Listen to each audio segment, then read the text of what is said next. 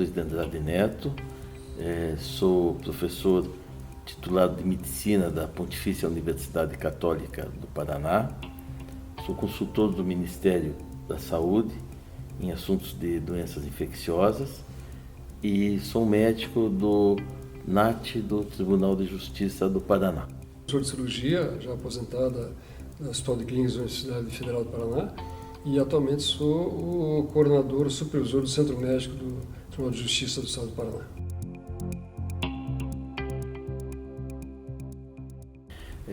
Nós começamos a ter notícia do coronavírus em janeiro deste ano. Alguns casos chamaram a atenção dos médicos na China, levando a uma pesquisa um pouco mais detalhada. E exatamente no dia 7 de janeiro, ele foi descrito uma nova gripe com um novo agente etiológico, que seria um novo coronavírus. Chama-se novo coronavírus porque nós já tivemos infecções no passado por coronavírus. E esse tipo de vírus, ele apresenta quadro clínico muito semelhante à gripe que nós temos e não difere muito atualmente. Os pacientes acabam tendo esses sinais e sintomas. Então, nós temos sintomas respiratórios predominantemente, tosse, com um pouco de secreção. Alguns pacientes acabam evoluindo para um quadro mais grave, que seria a pneumonia, e que acaba fazendo com que o paciente fique internado. Junto com os sintomas febris, muitas vezes aparece dor de cabeça, dor no corpo, mas especialmente sintomas respiratórios. É a tosse, e como pega também vias aéreas superiores, o paciente pode desenvolver uma coriza. O que a gente tem em termos de cuidados são muito semelhantes a outras gripes, porque o mecanismo de transmissão é praticamente o mesmo. O cuidado que nós temos que ter com as secreções. Então, como prevenir? Primeiro, o cuidado pessoal. Eu lavo minha mão e aí evito de passar a doença para outras pessoas. Mas, ao mesmo tempo, eu procuro não tocar a minha mão na boca, no nariz, nos olhos, nas mucosas, porque eu posso ter o vírus nas mãos e, de forma inadvertida, levá-lo para dentro do meu corpo.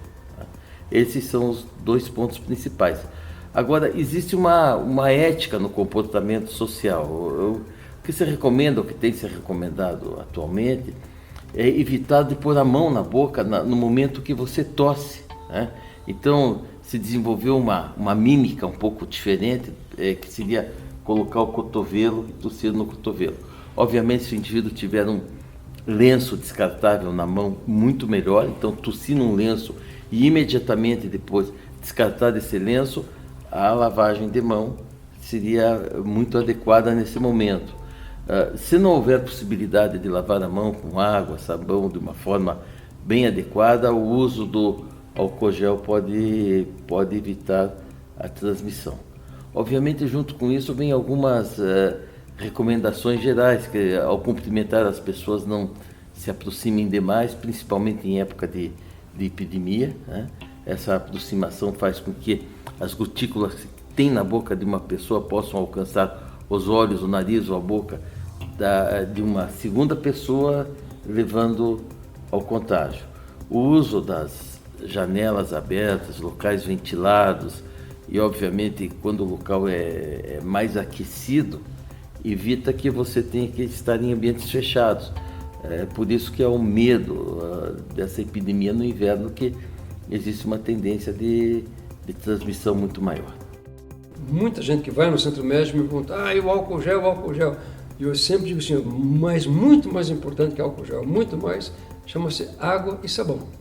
Então, lavar corretamente as mãos, né, ter uma higiene adequada, né, não levar as mãos aos olhos, à boca. A cultura japonesa, por exemplo, outro dia eles me falaram que ninguém se dá a mão, quando eles se cumprimentam só baixando a cabeça. O seu fato de você passar a tua mão para a outra mão do companheiro, você pode transmitir uma doença, né? Então, na medida possível, né, em épocas de grandes epidemias, tentar tomar um cuidado. Não frequentar ambientes fechados, sempre arejados, né? Na medida possível, sempre usar um lenço umedecido no bolso. Então, esses cuidados básicos são muito importantes. Mais uma coisa com relação à máscara, é muito importante dizer para o pessoal, né? Eu vejo, às vezes, no aeroporto, aquelas pessoas cheias de máscara. A máscara não protege quem está sadio. A máscara, ela é feita para que a pessoa que está doente não transmita aos outros, né? Então, se você está sadio, usar uma máscara não vai te proteger, a não ser que seja uma máscara extremamente sofisticada, com filtro, isso aí, que nós nem temos aqui no comércio. Não existe tratamento específico para o coronavírus, né? O coronavírus. O tratamento é absolutamente sintomático. Então, você tratar os sintomas, da tosse, da febre, da dor. Então, você trata com analgésicos, anti-inflamatórios, essas coisas que já comuns às outras gripes e resfriados que nós já temos. Não existe uma medicação, um antibiótico, uma coisa, um soro que você vai dar para curar essa gripe. Esse vírus não existe, né? É só tratamento sintomático. Se porventura o paciente apresentar uma complicação por causa do vírus, por causa da gripe, por exemplo, como o Dr. José Luiz falou, uma pneumonia, aí tem que se tratar a pneumonia com antibióticos, eventualmente internamento, eventualmente cuidados intensivos, aí depende da gravidade do processo, né? Mas a gripe por si só não tem tratamento.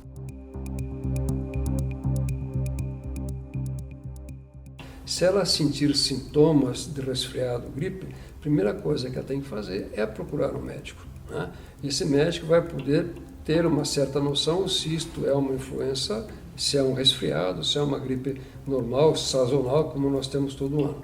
E se eventualmente o médico acreditar que esta gripe, esse transtorno respiratório está ligado a algum processo de eventual contaminação, aí ele tem que notificar a Secretaria de Saúde. Vamos supor que se ele recebe no consultório no hospital um paciente com sintomas respiratórios e que veio da China, ou veio da Itália, ou veio de um outro país onde existe muita contaminação, então ele tem que alertar as autoridades sanitárias e, evidentemente, fazer o teste para ver se esse paciente está contaminado ou não. Se esse paciente, então, está suspeito de ter contaminação, ele tem que ser isolado, né? Pode ser isolado até em casa, em domicílio, mas ele tem que ficar durante um período que hoje é um período médio de 14 dias, para ver se ele não vai se desenvolver outra doença e se ele não pode contaminar outras pessoas se porventura ele estiver positivo ao teste.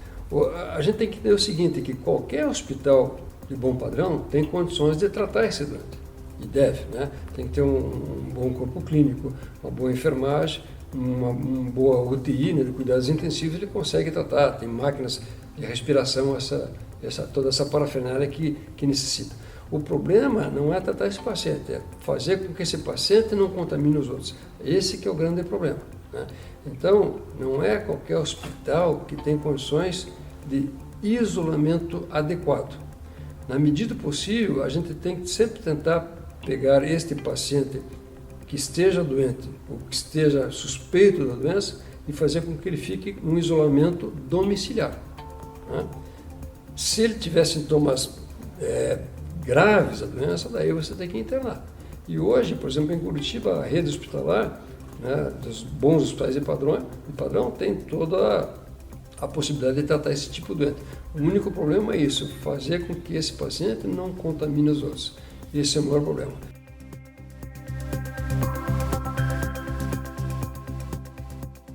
Como tudo na mídia e agora em rede social, né, a coisa se propaga de uma maneira assim espetacular, né, e 99% das vezes são todas notícias falsas, né?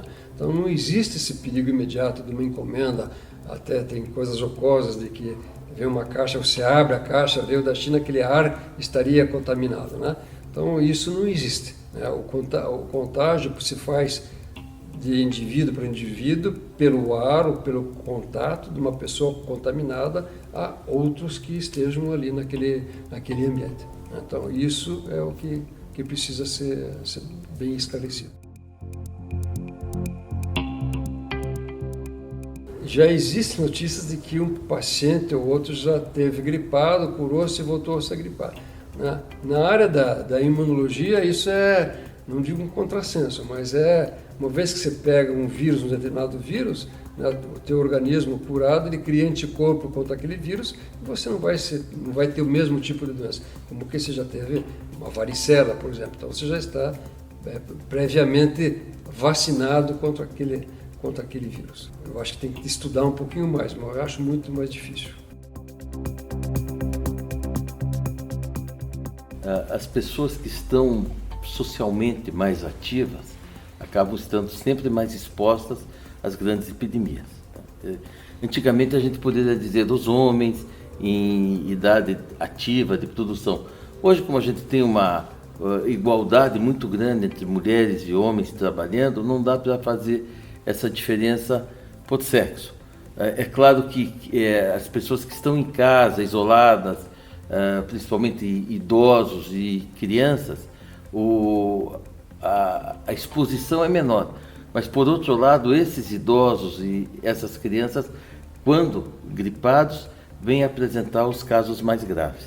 Mulheres grávidas, a gente tem que ter um cuidado especial em relação à proteção dessas mulheres.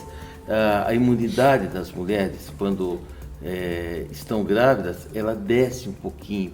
E isso faz com que o quadro clínico se apresente também de uma forma um pouco mais severa. Isso eu digo de forma geral. É muito cedo para a gente ter dados bem palpáveis a respeito do novo coronavírus. A gente tem números, a imprensa tem relatado 2, 2.7, 3.2, 2.8, depende do conjunto que se pega. Mas, recentemente, tem estudos mostrando que você tem uma quantidade muito grande de pessoas que desenvolvem a infecção e que não apresentam sintomas. Essas pessoas escaparam da estatística. Então, hoje, nós temos 2 a 3% colocado de mortalidade, até sendo bem mais baixa do que as epidemias que antecederam, as epidemias de gripe. Entretanto, nós acreditamos que esse número seja muito mais baixo, porque como você tem uma população muito maior estimada envolvida nessa epidemia, deve ser um número menor do que esse que está sendo apresentado. No início do século XX, né, da Primeira Guerra Mundial, nos anos 14 a 18, durante 4 anos, a Primeira Guerra Mundial matou 10 milhões de pessoas, durante 4 anos, de 1914 a 1918. Em 3 meses de 1918, agosto, setembro, outubro e um pouquinho de novembro, a gripe espanhola matou 100 milhões de pessoas. Né? Então, vocês veem a letalidade que um bichinho microscópico pode acontecer. É lógico que naquele tempo você não existia antibiótico, para ter uma ideia. Né? Então, é importante a gente ressaltar que hoje nós temos condições de tratar todas as complicações que advêm de uma pandemia dessa.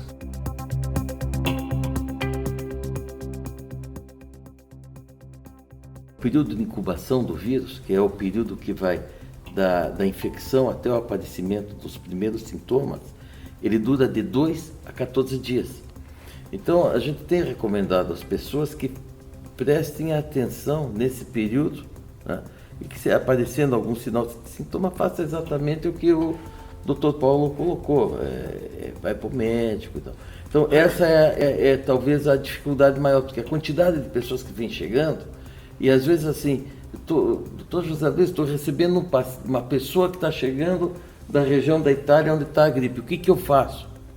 Recebe, né?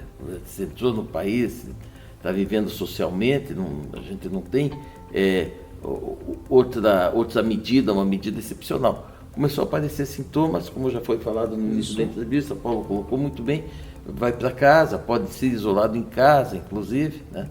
A gente dá uma máscara, ela não entra tão em contato com a família. Isso é importante dizer que a pessoa que chegou, por exemplo, da Itália, não tem sintoma algum, mas ela pode estar com o vírus e pode transmitir. Então, essa pessoa que veio de uma zona dessa epidêmica, ela tem que tomar cuidado, não ir em aglomerações, não ter contato íntimo com outras pessoas, com pessoas da família, com crianças mais idosas. Então, durante esse período de 2 a 14 dias, tomar um certo cuidado, viver um pouquinho, não precisa ficar recluso, mas vamos dizer assim, as mínimas condições de higiene pessoal ele tem que observar. Há uma promessa de que em 10, 12 semanas a gente já tenha uma vacina efetiva, mas a gente sabe que isso demora. A própria Organização Mundial de Saúde fala em 1 ano para você ter uma boa vacina. Hoje já existe 20 vacinas sendo testadas no mundo.